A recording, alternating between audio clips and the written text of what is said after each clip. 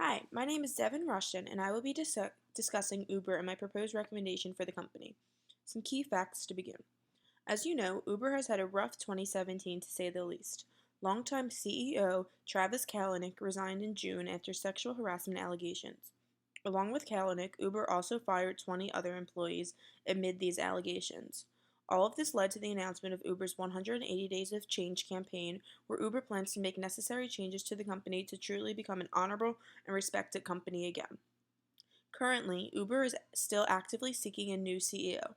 After some employees made an internal petition to have Kalanick reinstated, rumors have begun to spread that there is a chance reinstatement for him could be possible.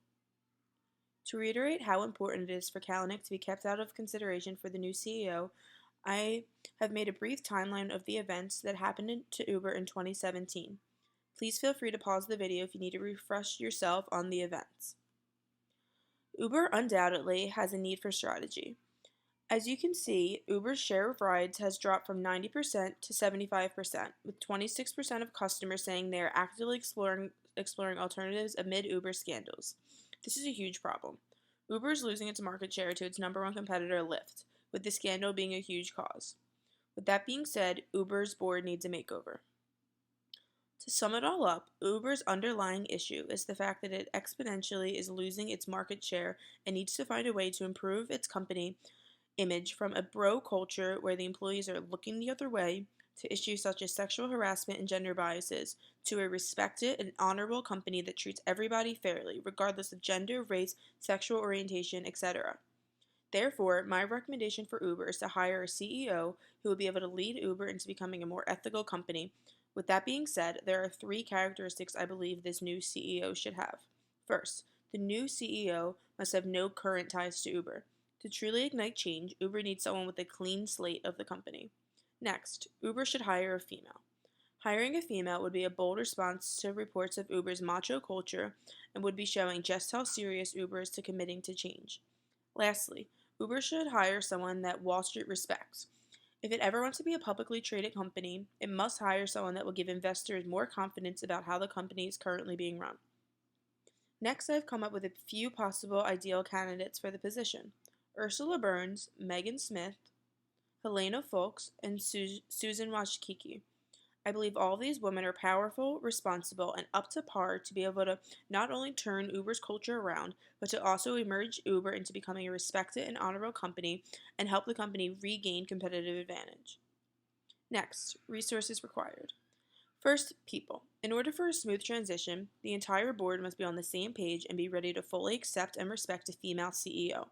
A possible option may be to put existing employees through some sort of training to get rid of the culture that once existed under Kalanick. Next, technology.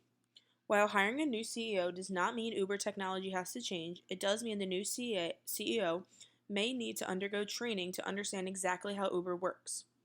Next, cost. While this is definitely hard to quantify, it is important to understand that Uber lost $708 million in the first quarter of 2017 and has yet to make a turnaround. Hiring a new CEO could either make or break this loss. If Uber winds up hiring the wrong person, someone who fails to turn around the company, this loss could continue even more. If they hire the right person, they can hopefully reduce these losses. Internal change led by the new CEO. Before making any changes, the new CEO needs to understand that Uber is both a tech company but also an operations company.